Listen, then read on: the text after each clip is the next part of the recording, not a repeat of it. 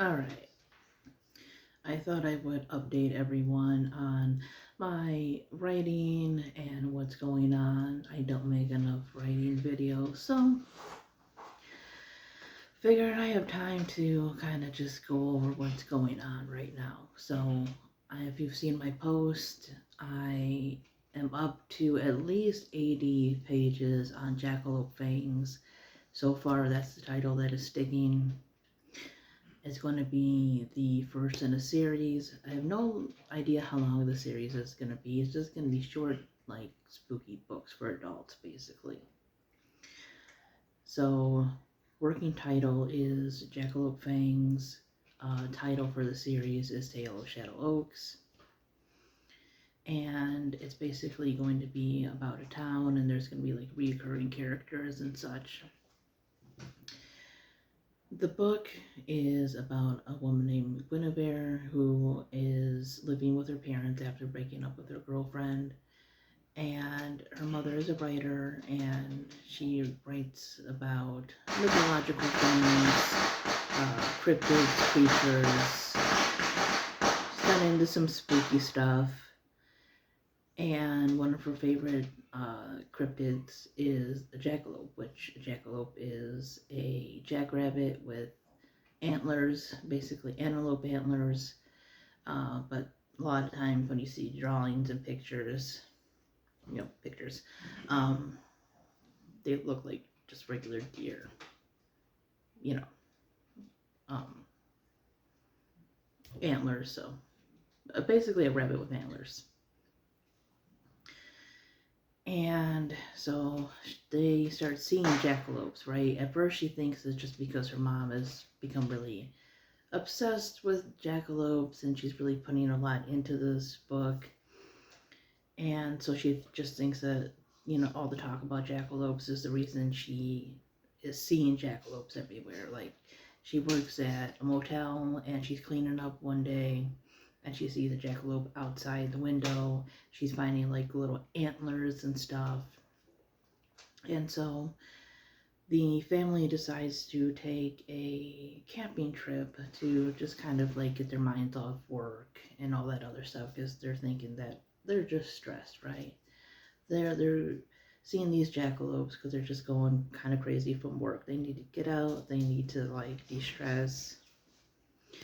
And then the mom says that she sees a jackalope there, and stuff kind of takes off from there. So I'm not going to say too much more. This will have 3 points of view, but don't worry. You will be able to definitely tell the difference. And the other points of view are like pretty short, so it mostly is Guinevere talking in this story, but there are just a couple sections where we get other points of view. So that is what Jackalope Fangs is basically about. I have plans that I'm plotting out for the other books, but I want to finish this one first. If you are interested in, reading a little bit and possibly supporting an indie author, I do have the first 5 chapters on Ko-fi for like 50 cents. Little shameless self-promotion there. The other thing that I'm working on, which is going to be a much longer project, is a YA fantasy. And this is set in a futuristic America, United States, basically.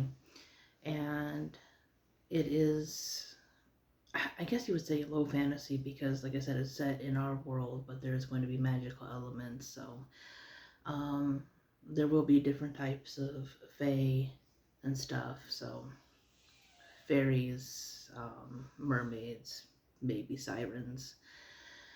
I don't know if I want to put both of them in there. I could do the original sirens, which are the birds. But you definitely will see dragons. You will see a Pegasus. I'm going to have somebody own a Pegasus. There's going to be characters who own a farm. They're going to have dragons and Pegasus. And the story will be about 4 sisters who, well, everybody in this world basically has elemental powers, but there's a reason why they can't be truthful with the full powers that they have and everything. So there's gonna be a few characters in this, so I don't want to give too much away because I'm still in the process of brainstorming and writing and coming up with ideas. But I want to include different, world mythologies, religions, beliefs, especially ones that you don't hear too much about. I definitely will have some of the Greco-Roman ones in there. Like I said, there's going to be a Pegasus and stuff, so that definitely will show up. But I feel that one has been used quite a bit in literature, and there's nothing wrong with it. They're fantastic stories. It's just that there's also other cultures and myths out there that are just as interesting. I want to explore more about Kemetic or Egyptian mythology, Chinese mythology, um, Slavic and Celtic and Norse mythology. I feel Norse gets more attention than like maybe Celtic or Slavic, but still, I think Greek mythology definitely dominates all of them when it comes to stories in, like I said, literature, media, and stuff. So I just want an interesting mix, especially, since I am that is telling a story that is set in the United States where, there's so many different types of peoples and cultures here. It would only make sense.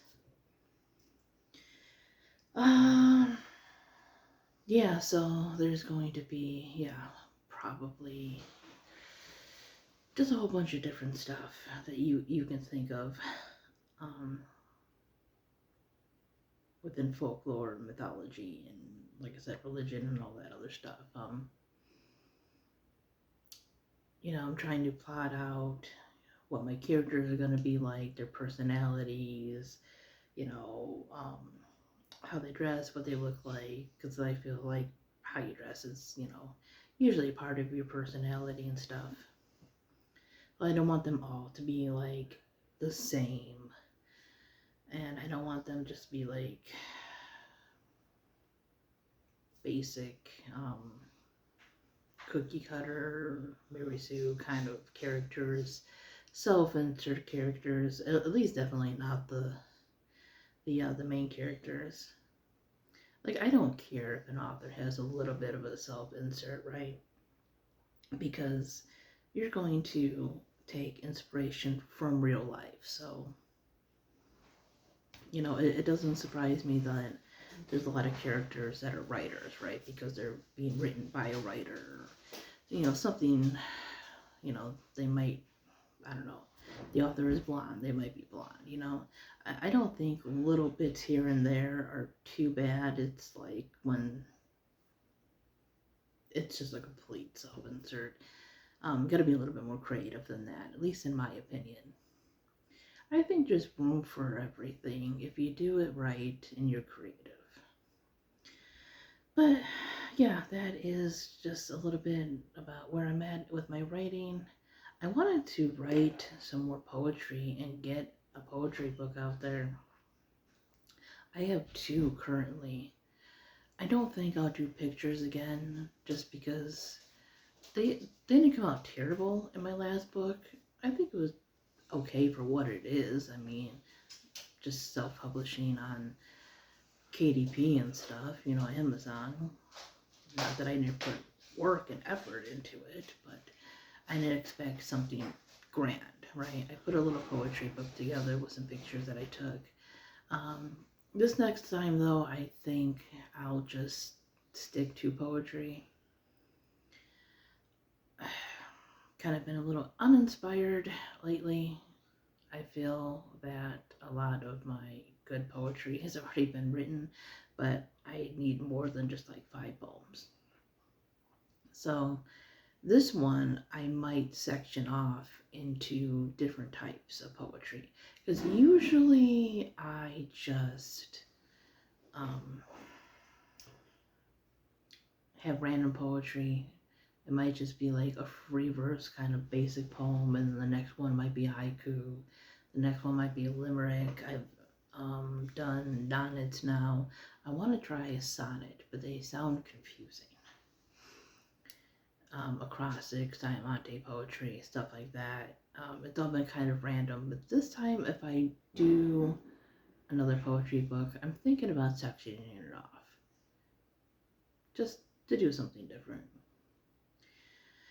But let me know, what are you writing, and did anything that I talked about sound interesting to you? Anyways, thanks for watching, everybody. Bye bye.